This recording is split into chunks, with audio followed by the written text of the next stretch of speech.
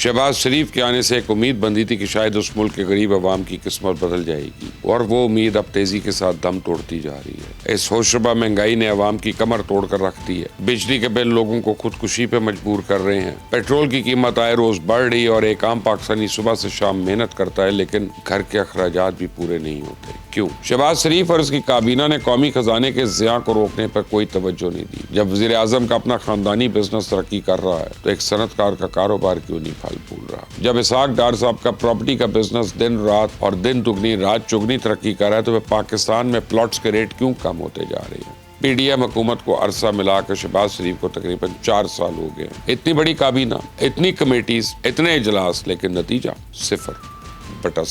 مجھے آپ کی ٹیم میں عوامی مسائل حل کرنے کا جذبہ نہیں نظر آ رہا۔ اب یہ سلسلہ زیادہ دیر چلنے والا نہیں ہے۔ عام آدمی کی برداشت اب جواب دے چکی ہے۔ جو فیصلے پچھلے 2-3 سالوں سے مؤخر تھے وہ اب اگلے 1-2 مہینے میں ہو جائیں گے، اس لیے وقت کم ہے، مقابلہ سخت۔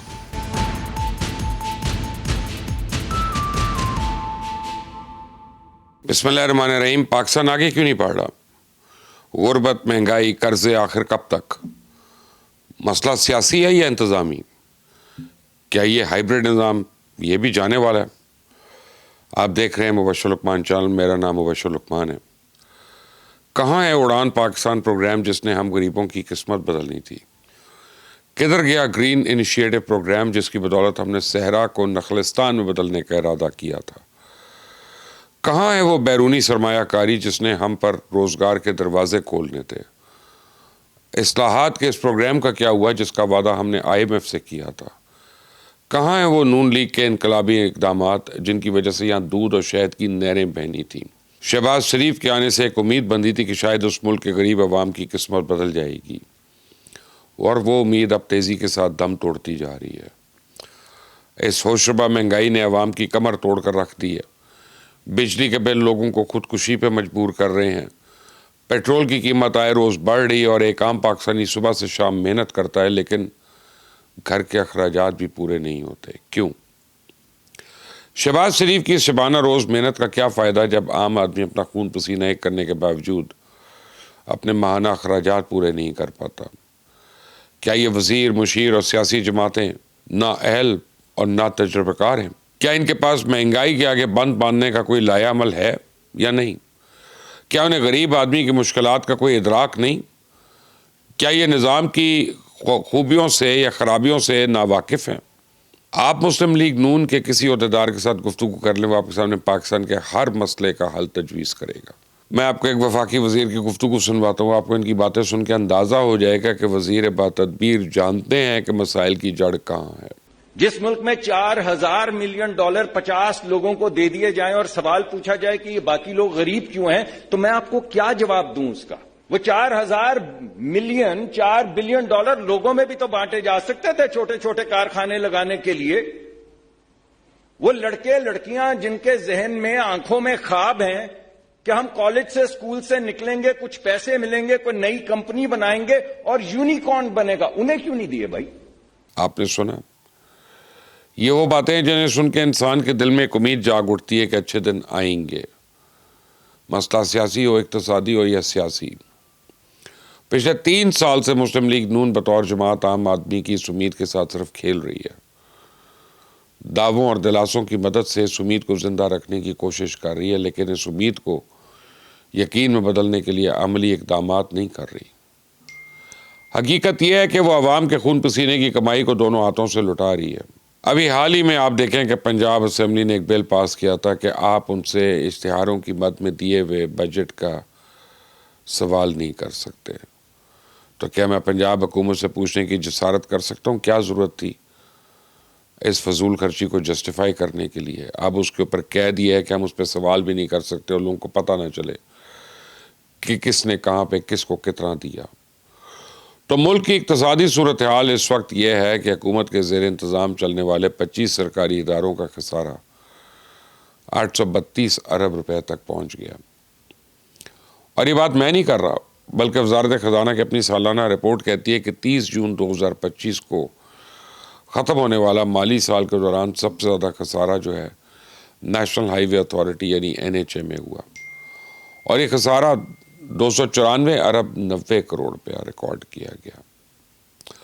دوسرے نمبر پہ کوئٹہ الیکٹرک سپلائی کارپوریشن ہے جس کا سالانہ خسارہ 112 ارب 70 کروڑ روپے رہا۔ تیسرے نمبر پہ پشاور الیکٹرک سپلائی کارپوریشن آئی جس نے ایک سال میں 92 ارب 70 کروڑ روپے کی بجلی استعمال کی اور بدلے میں 1 ٹکا جمع نہیں کرایا۔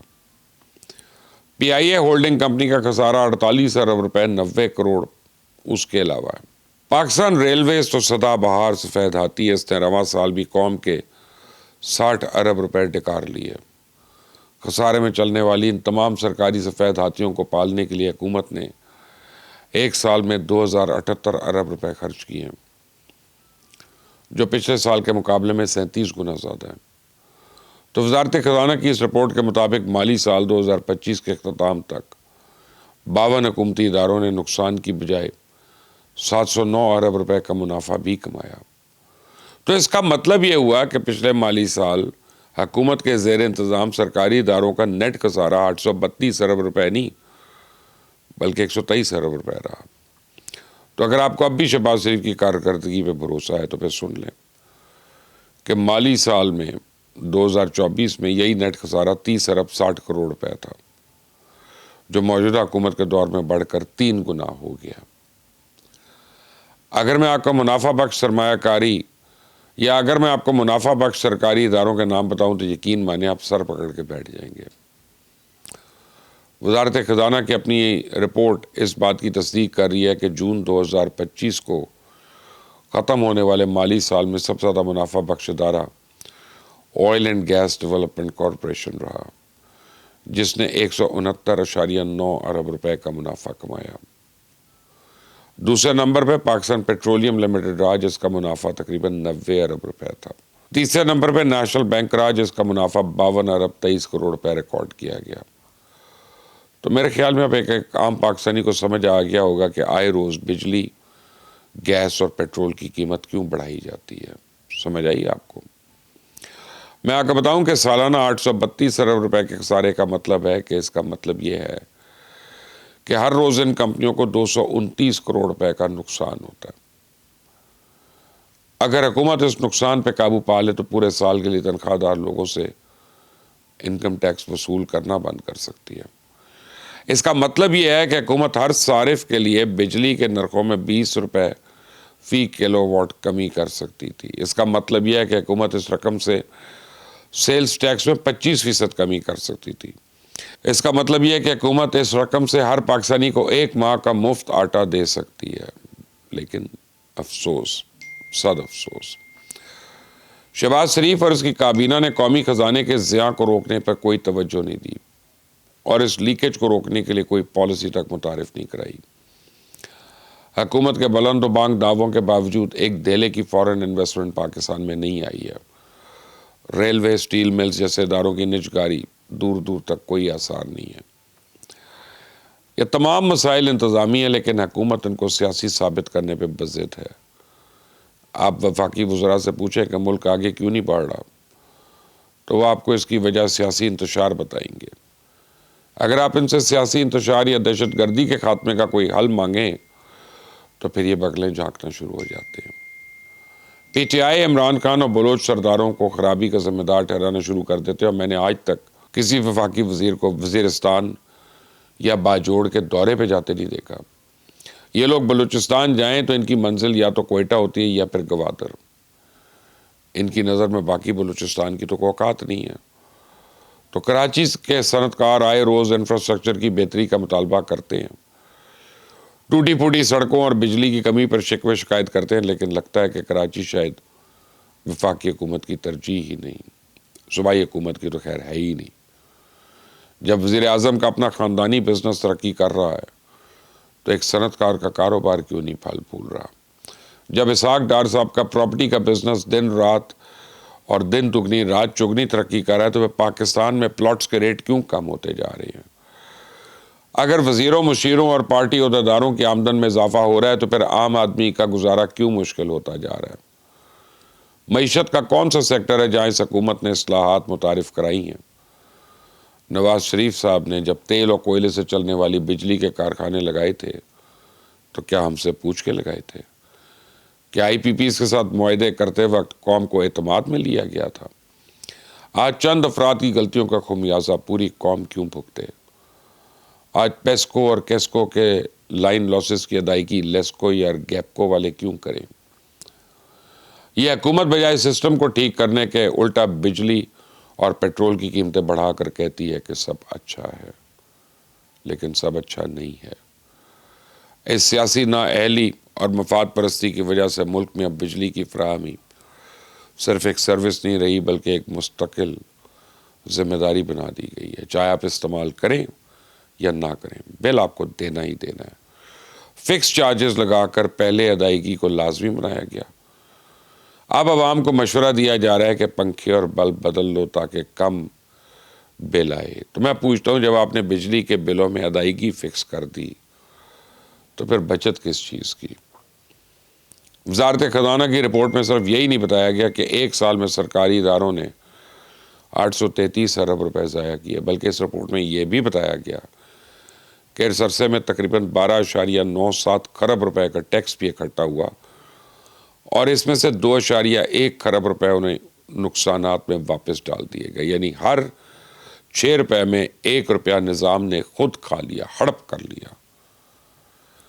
پاور سیکٹر تقریباً 9.2 خرب روپے کا قرضے پہ کھڑا ہے۔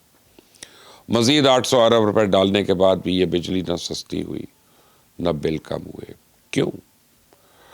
حکومت سے پوچھیں تو کہتی ہے مسئلہ عوام کا ہے کہ بجلی زیادہ استعمال کرتی ہے۔ اگر مسئلہ بجلی زیادہ استعمال کرنے کا ہوتا ہے تو پھر کم استعمال پہ قیمتیں بھی کم ہونی چاہیے، لیکن یہاں تو بجلی کے کم استعمال پہ بھی چارجز کی ادائیگی لازمی ہے۔ اس کا سیدھا مطلب یہ ہے کہ مسئلہ بجلی کی کھپت کا نہیں بلکہ پورے کا پورا سٹرکچر میں ہی گڑبڑ ہے۔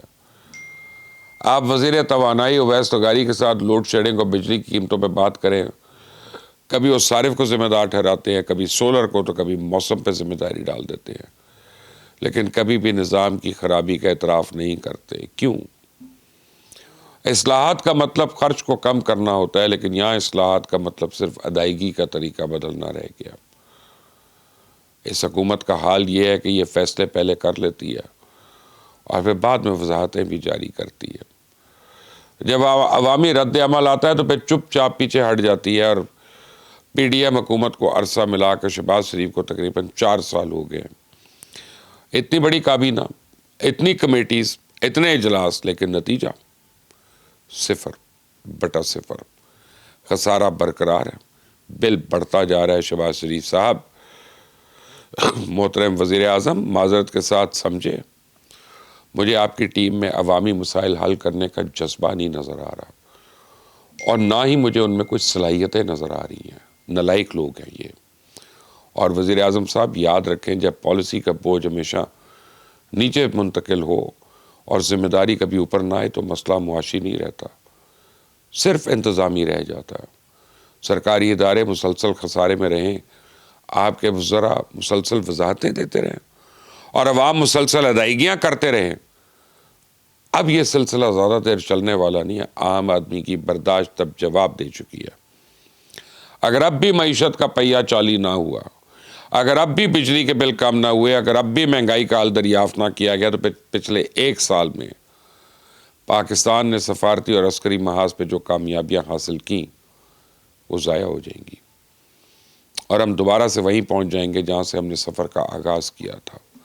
مجھے نہیں پتا ایک اور تحریک عدم اعتماد آئے گی یا نہیں، یا کوئی ونڈر بوائے آ کر سسٹم کو سنبھالے گا، لیکن میں اتنا ضرور کہہ سکتا ہوں کہ جو فیصلے پچھلے 2-3 سالوں سے مؤخر تھے وہ اب اگلے 1-2 مہینے میں ہو جائیں گے۔ اس لیے وقت کم ہے، مقابلہ سخت، اور عوام جو معاشی ریلیف مانگ رہے ہیں یہ ان کا بنیادی حق ہے، اور یہ حق آپ کو دینا پڑے گا۔ آخر کب تک آپ عمران خان کے پیچھے چھپتے رہیں گے؟ کب تک ہمیں کہتے رہیں گے کہ اس کے 3.5 سال نے یہ کر دیا؟ وہ کیلنڈر پہ تاریخ بتا دیں کہ جس تاریخ پہ عمران خان کا اور اس کی حکومت کا اثر ختم ہوگا اور آپ کی گورننس کا اثر ہمیں نظر آنا شروع ہوگا، ورنہ چھوڑ دیں اقتدار کو۔ کسی نے آپ کو بندوق یہاں پہ رکھ کے اقتدار نہیں دیا تھا۔ نہیں پرفارم کر سکتے، بہانے مت کریں، الیکشنز کروائیں، عوام میں اقتدار منتقل کر دیں۔ یہی میری آپ کو ایڈوائس ہے. اللہ حافظ.